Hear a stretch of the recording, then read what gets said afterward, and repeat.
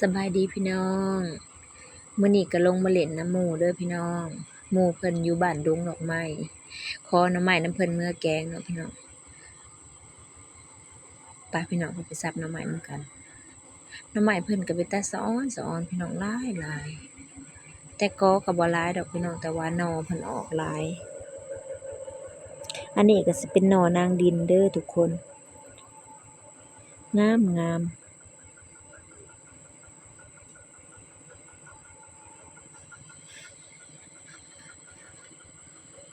ความอุดมสมบูรณ์เนาะมีกระป๋อมน้อยเด้อบ้านพี่น้องเอิ้นหยังเนาะนี่บ้านสลินเอิ้นกระป๋อมสะโบเพิ่นก็มาแต่ใต้เนาะทุกคนก็เลยพาน้องเพิ่นลงมาเล่นอยู่บ้านดงมาเล่นน้ำหมู่เพิ่นมาเวียกเพิ่นมาเล่นน้ำเอื้อยเลยอันนี้ก็สิเป็นหน่อไม้ไผ่หวานเด้อทุกคนถ้าฝนตกห้ามเพิ่นประมาณเทื่อ1หรือ2เทื่อนี่น้องเพิ่นสิออกหลายพี่น้อง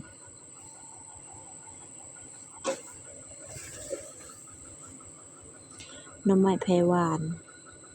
หน่อก็สิใหญ่ๆพี่น้องได้ละหน่อหนึ่งเอื้อยมาแต่ไทยคราวนี้ก็ถือว่าคุ้มเด้อทุกคนเพราะว่าอยากหยังก็หากินบ้านเฮาอาหารบ้านเฮาเนาะอยากแมงขนูนก็หาแยมแมงขนูนอยากหน่อไม้ก็หาหน่อไม้เด้อทุกคนเอื้อยเพิ่นมักอาหารบ้านๆนะเพราะว่าไปอยู่ไทยโดนแล้วก็กินแต่อาหารไทยแล้วก็คิดฮอดอาหารบ้านเฮาเนาะเครื่องปลูกเพิ่นก็หลายทุกคนสิมีต้นม่วงกอไผ่กอข่า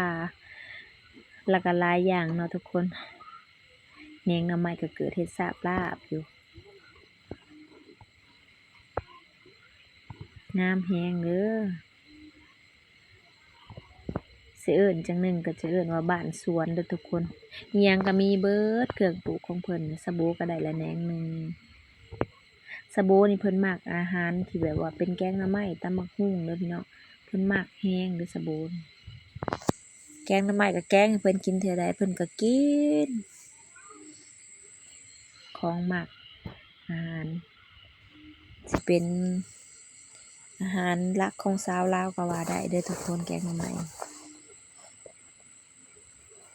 อันนี้เพิ่นก็สิจูดเนาะจูดกอมันให้แหนงมันออกแหนงมันก็อยู่กับปลายมันกอหน่อไม้ก็บ่หลายปานใดดอกทุกคนแต่ว่าหน่อเพิ่นออกหลายแฮงกอหน่อไม้กันตามที่เซาลินนับเบิ่งก็ประมาณ6กอเนาะ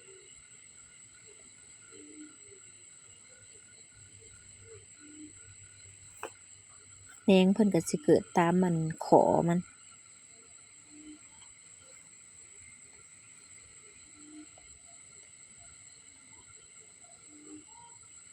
มื้อนี้ก็สิเป็นบุญบ้านเพิ่นเนาะทุกคนบุญบ้านดงดอกไม้สิเป็นบุญบั้งไฟก็เลยมาเล่นน้ำหมู่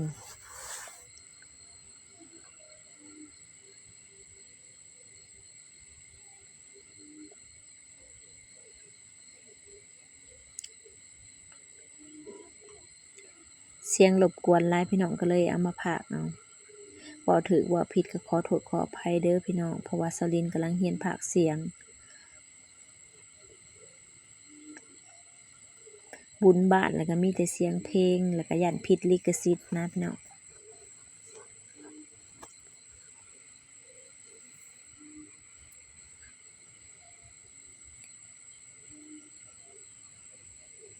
เห็นนักก็แม่นเพิ่นปลูกกอข่าเนาะ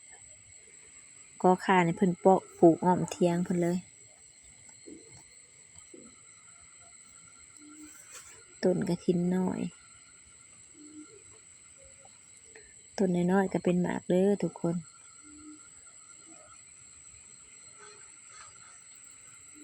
เอื้อยเพิ่นปีนเอาแหนงหน่อไม้นะทุกคนหน่อไม้ก็ได้หลายเติบแล้วอันนี้ก็สิเป็นกล้วยสุกเขียวเด้อพี่น้อง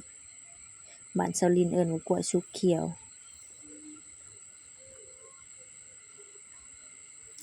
อันนี้เพิ่นจูด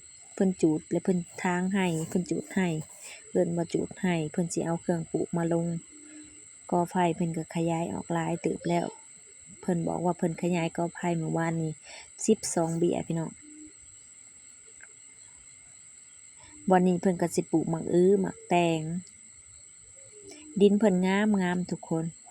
ประเภทว่าถ้าเอาในอิหยังมาหว่านใช่กับเกิดเป็นโลดนะพี่น้องดินงามปลูกอิหยังก็งามเนาะ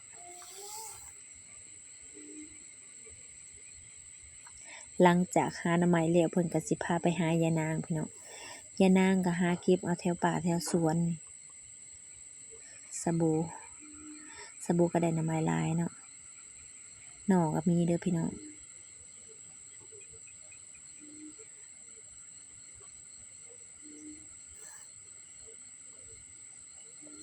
ความอุดมสมบูรณ์เนาะสิมาหลอกเก็บยานางใส่แกงหน่อไม้เด้อทุกคนยานางนี่ก็เกิดแถวหัวแถวสวนเพิ่นนั่นล่ะบ่ได้ปลูกเด้อพี่น้องแต่ว่าเกิดเองเบี้ยเพิ่นก็หลาย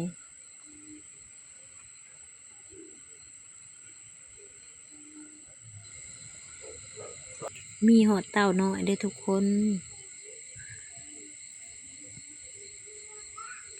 สบู่เก็บเอายานางเมื่อแกงหน่อไม้เนาะ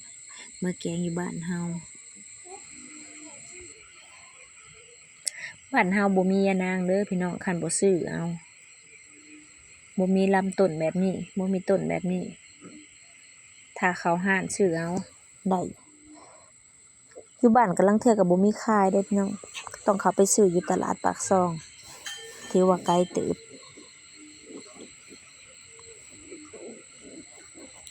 ได้หลายแล้วแหละประมาณว่าพอแล้วแหละยานาง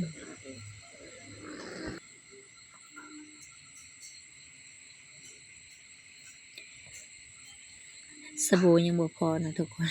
มาพอกลุ่มนี้ก็จะเก็บเอาอีกแล้วอันนี้สิเป็นยานางเครือเด้อพี่น้องยานางเครือกับยานางพุ่มน่ะบ่คือกันเด้อทุกคนยานางพุ่มสิเป็นพุ่มเหมือนอยู่ในขี้ดินแต่ว่ายานางเครือนี่เพิ่นสิลามเครือขึ้นต้นไม้หรือว่าเฮ็ดพุ่มให้เพิ่นขึ้นเนาะมะฮุ่งก็กำลังเป็นพี่น้องแต่บ่ทันพอตำสบู่เพิ่นเก็บเอามากะทินสิมากินกับแกงหน่อไม้เด้อทุกคนหมากกะทินนี่ก็กินได้หลายอย่างเด้อเพราะว่ากินกับตำบักหุ่งกับป่นปลากินกับเมี่ยงได้หลายอย่างพี่น้องเป็นอาหารเป็นผักประเภทหนึ่งที่แซ่บเด้อทุกคน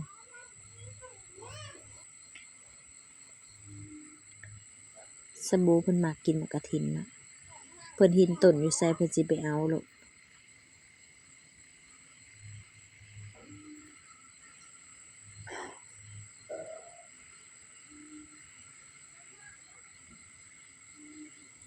ความอุดมสมบูรณ์พี่น้องเอ้ยเป็นตาอยู่แท้ๆบ่อนอยู่บ่อนเซาเพิ่นก็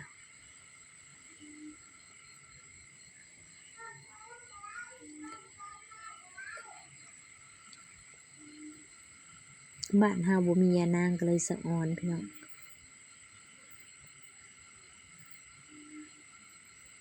หมู่เพิ่นก็ยังบ่พอเนาะเพิ่นยังหาหน่อไม้ให้อยู่สบู่สิถึกมดแดงกัดซะเนาะไปหาแหน่หามดแดง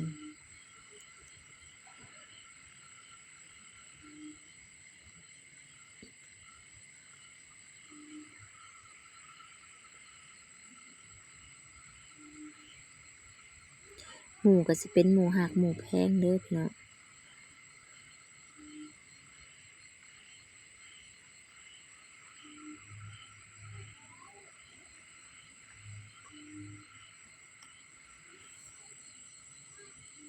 ถือว่าได้หลายแล้วเนาะทุกคนอันนี้ก็สิเป็นเรือนเพิ่นกำลังสิตั้งเรือนขึ้นเนาะเพิ่นกำลังสิเฮ็ดเรือนสิเป็นเรือนเสา12ต้นกำลังสั่งหินสั่งทรายมา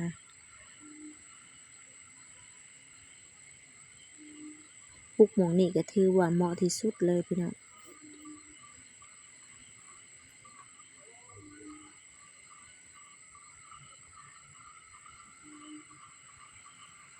สร้างอิฐมาไว้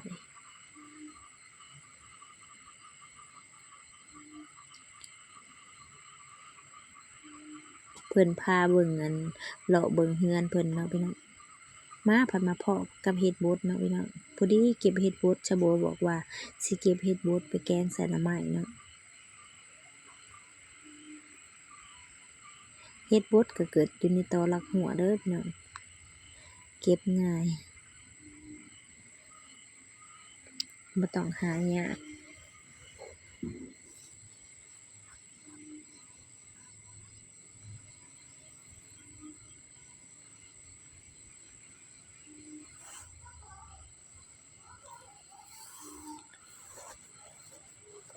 เดี๋ยวเราสิพาพี่น้องไปเลาะเก็บผักเนาะพี่น้องสิเป็นหมักพริกผักบัวละพาแล้วก็หัวข่าวหมักเขือพี่น้องเพิ่นสิพาไปเก็บ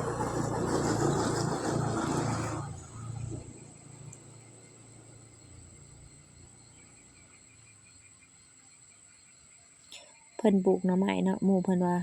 เขาจะปลูกหน่อไม้กอข้างๆหัว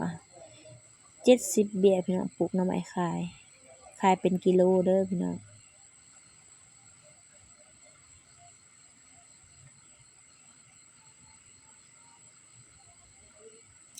สิไปเลาะหาเก็บเครื่องปลูกเป็นหมักพริกหมักเขือเด้อพี่น้อง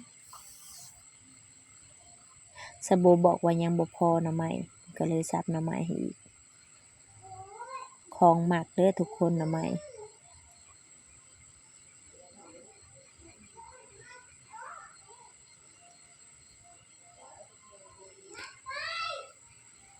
ก็บ่หลายแต่ว่าหน่อหลายเนาะทุกคนปลูก6กอกะกินหน่อเบิดปีเด้อพี่น้องบ่ได้หายากไปซื้อหมู่ปลูกกินเองได้แล้วหน่อก็งาม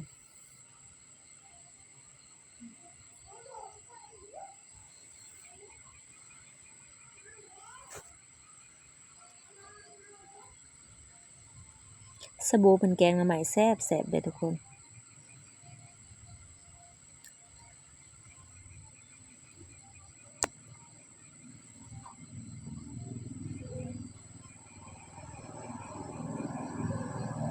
แหนงก็หลายแต่ว่าแหนงบ่ได้ค่อยหักเอาเนาะเอาแต่หน่อ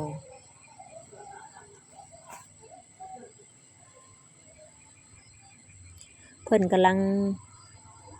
ป่นมันแล้วพี่น้องอันนี้ก็สิเป็นหน่อนางดินเด้อทุกคนก้นน่ะอยู่บ่ทันได้พ่นขึ้นมาซ้ำก้นน่ะอยู่ที่พื้นดิน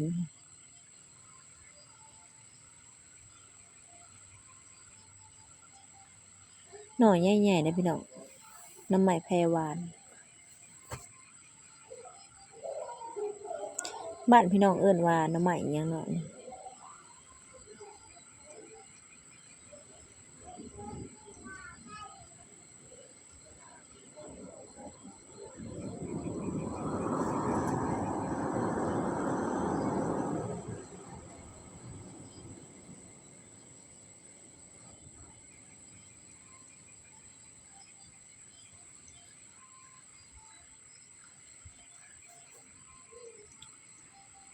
พร สะโบเพิ่นมักม่วนเนาะเพิ่นได้ยินเสียงเพลงเพิ่นก็พร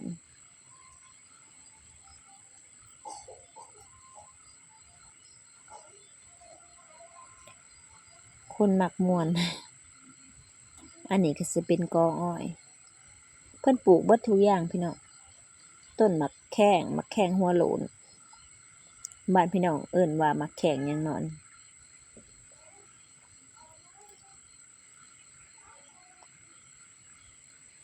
มีทุกอย่างเนาะพี่น้อง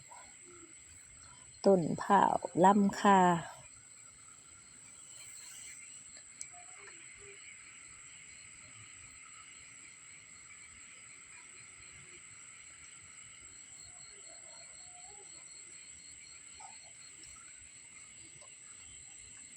อันนี้ก็สิเป็นต้นมะแขงหัวโหลนเนาะเพิ่นบอกว่าเพิ่นบ่ได้ปลูกโดยต้นมะแขงหัวโหลนนี่มันเกิดเอง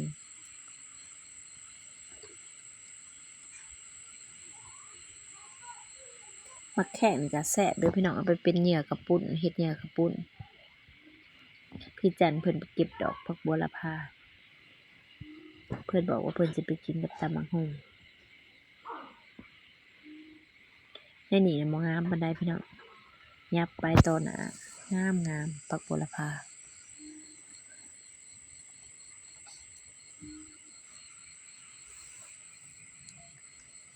บ้านเฮาดินบ่งามปลูกอิหยังก็บ่ค่อยงามเด้อทุกคนแต่ว่าบ้านเพิ่นน่ะดินงาม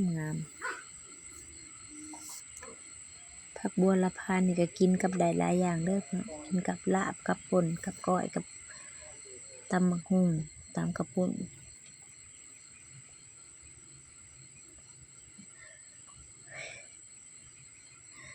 เอื้อยเพิ่นนึกว่าเพิ่นถือหมากพริกเนาะบ่แล้วบ่ถือใบหมากพริก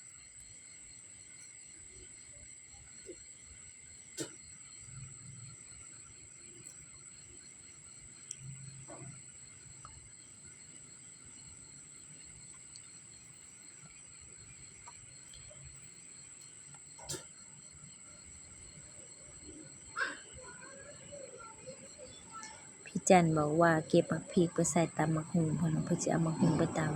ำเก็บผักนี่ได้หลายอย่าง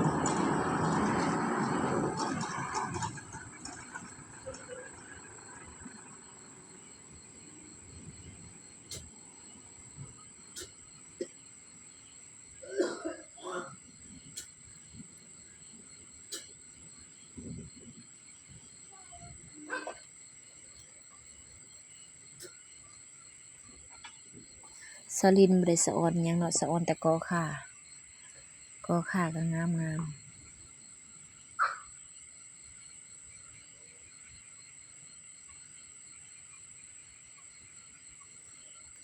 ากม่วงเพิ่นก็ต้นน้อยๆนึงก็เป็นหมากเลยทุกคนกำลังเป็นหมากหนึ่ง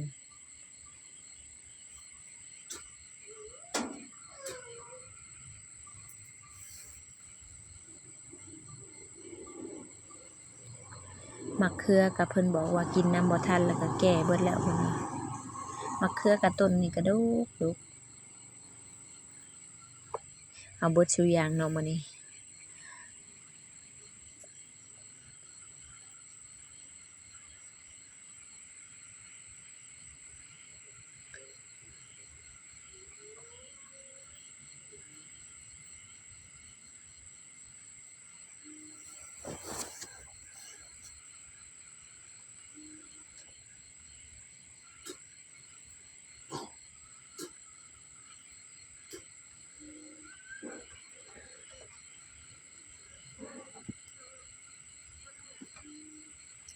เริ่มเต็มทุ่งยางแล้วแหละพี่น้อง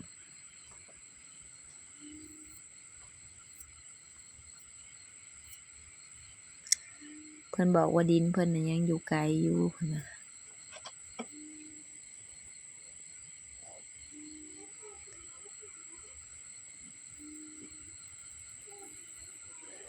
หัวสิงไข่กอข่ากอข่าเพิ่นก็งามทุกคนเป็นตาสะออน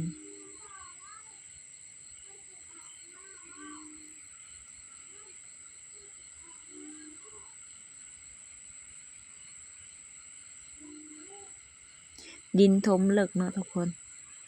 เพราะว่าเพิ่นปลูกตั้งแต่บ่ทันได้คูนดินบัดที่เฮาปลูกแล้วก็เข้ามาดูดน้ำนำหลังแล้วมันก็สิเลิกหั้นนะพี่น้องก็เลยก้นบ่ถึงหัวเพิ่น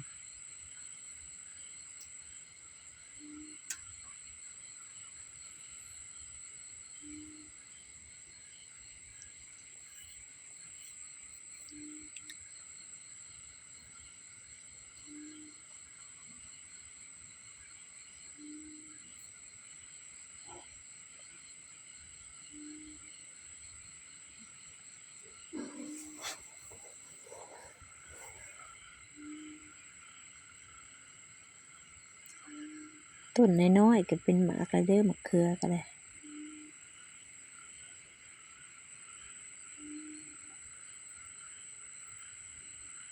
อันนี้ก็สิเป็นไหนาที่เพิ่นดูดเนาะเพิ่นสิหว่านข้าวฮอดฤดูทำนาแล้วเพิ่นก็สิหว่านข้าวเนาะทุกคน ก็หุ่นสิงไข่ก็เป็นตาสะอ้อนเป็นตาสะอ้อนพี่น้อง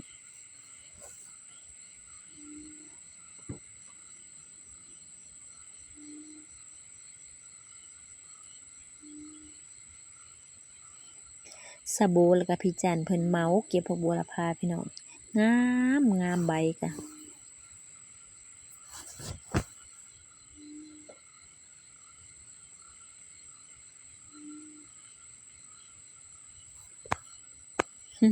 สะโบเพิ่นเฮ็ดหยังเนาะนี่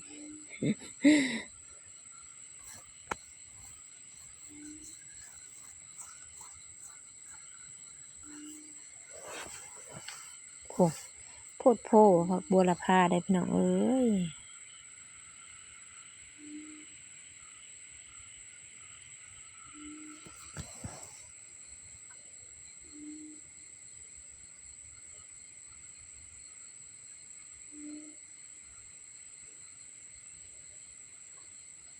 ป่าผักบัวละพาพี่จันบอกว่าเก็บมาหลายๆเดี๋ยวเอื้อยสิตำบักหุ่งสู่กินเพิ่นว่า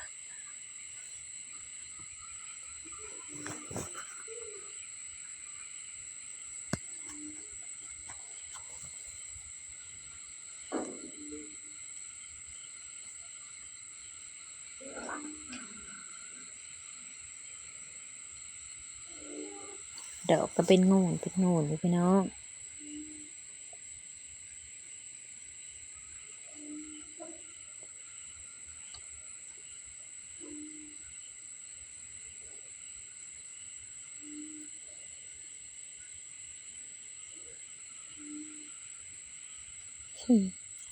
เต็มแล้วเต็มถุงยางหนึ่งอยู่เด้อทุกคน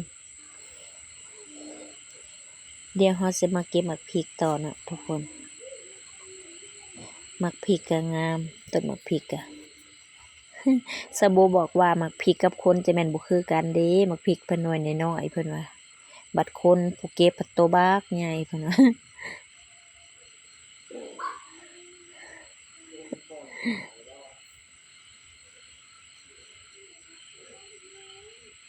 บ่สมคนเพิ่นว่า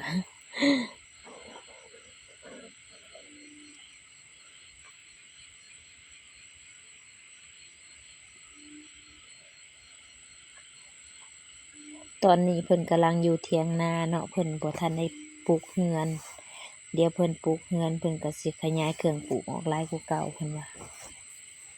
สลินสะโบแล้วก็พี่จันแห่งสิไปจอบดูเนาะพี่น้องเดี๋ยวสิไปเล่นน้ำเพิ่นดูเครื่องปลูกเพิ่นหลายต้นนี้แห้งงามพี่น้องเอ้ยดกกระดกมากนะหลายแท้ๆสลินเดินไปตัดสะออนสองไอ้น้องเพิ่นกำลังแอกสัน กำลังอยากให้ถ่ายรูปไหม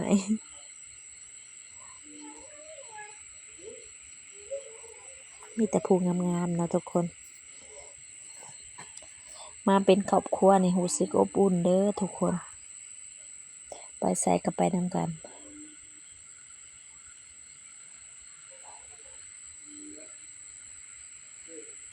สะโบก็ยังบ่พออยู่เนาะเพิ่นเห็นกงบักพริกเพิ่นก็ยังสะออนเพิ่นก็เก็บเอา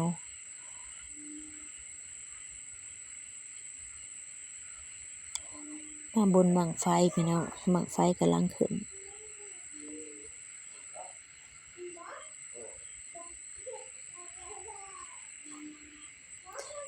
สบู่เพิ่นยังบ่พอเนาะ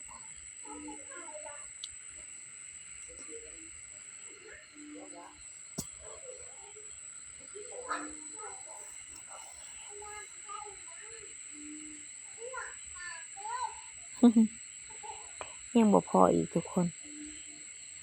เพิ่นเป็นคนขี้ตากมักได้เด้อสบู่นี่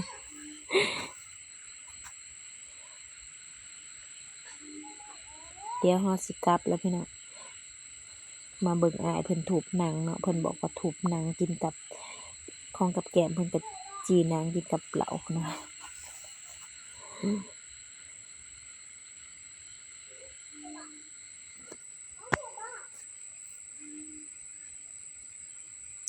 อันนี้ก็สิเป็นครัวเรือนเพิ่นนะพี่น้องบ่อนเพิ่นแต่งอยู่แต่งกิน เพิ่นล้างถ้วยล้างบ่วงแล้วก็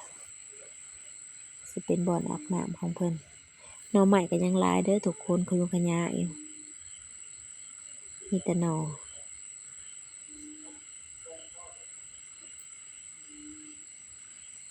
เป็นตาอยู่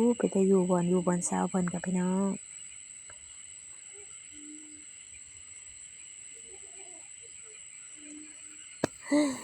สำเร็จ11เด้อทุกคนส่องไอ้น้องเพิ่นบอกว่าแถมหน่อไม้ให้หน่อหนึ่งเพิ่นว่าแถมก็บ่ได้ซื้อดอกทุกคนขอเมื่อแกง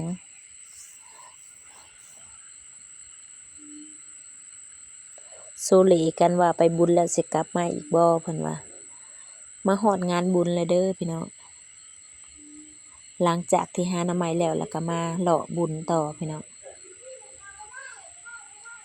เลาะเบิ่งเสื้อผ้าจันกับเซาเหลเพิ่นสิซื้อเสื้อผ้าเนาะเสื้อผ้าก็สิประมาณตัวละ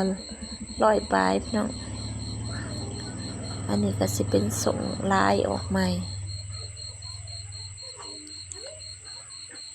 แต่ว่าเพิ่นสิซื้อเสื้อ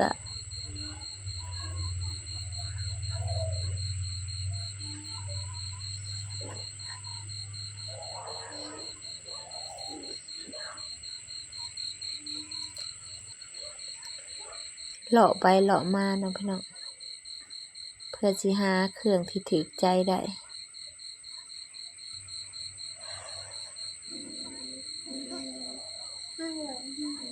เดี๋ยวเฮาสิไปเลาะหาซื้อแนวกินนะทุกคน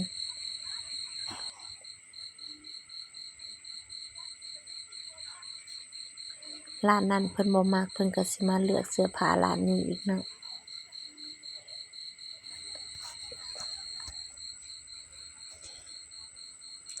ของกินก็เป็นตาแซ่บพี่น้อง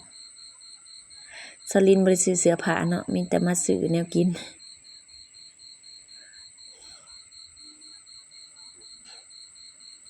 เดี๋ยวเพิ่นสิซื้อเสื้อเนาะให้เฒ่าออก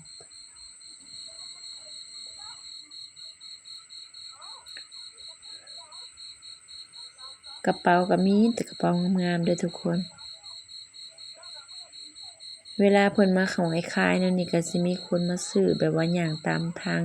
ที่คนมาเลาะงานบุญนั่นนะพี่น้องแต่ว่าคนก็ตามที่สลินไปก็บ่ค่อยหลายปานใดพี่น้อง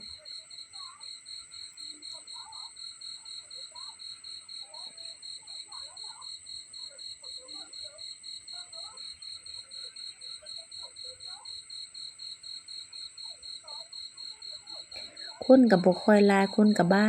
งขายเสื้อผ้านำนะทุกคนขายเสื้อผ้าขายของเล่นขายแนวกินเดี๋ยวเพิ่นสิซื้อเกิบนะพี่น้อง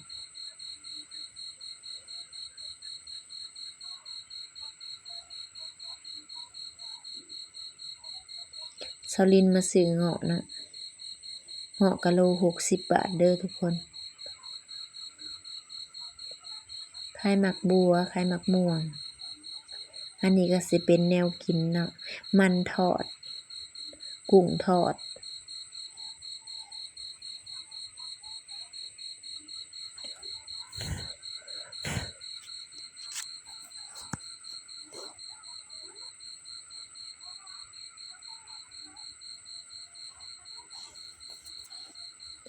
เพิ่นกำลังสิซื้อเกิบเพิ่นเลือกเกิบอยู่เนาะ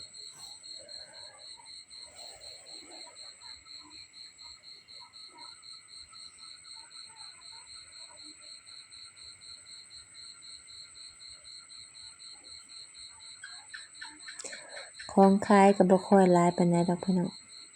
เพราะว่าเป็นงานบุญก็สิเป็นงานบุญบ่ใหญ่ปานใด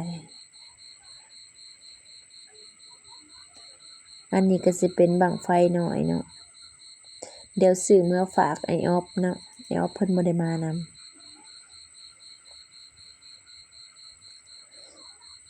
บั้งละ10 บาทเด้อพี่น้องบั้งไฟน้อย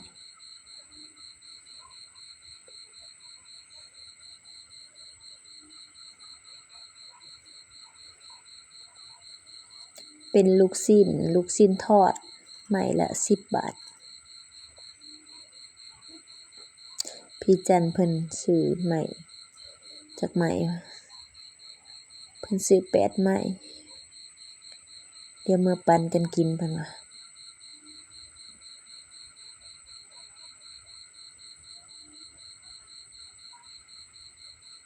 ใส่มายองเนสหลังจากซื้อลูกชิ้นทอดแล้วก็สิได้กลับมื้อเลยเด้อพี่น้องฝากพ่อแม่พี่น้องเป็นกำลังใจให้แหน่เด้อแล้วก็อย่าลืมกดไลค์กดแชร์กดติดตามกดกระดิ่งเพื่อแจ้งเตือน EP ต่อไปเนาะพี่น้อง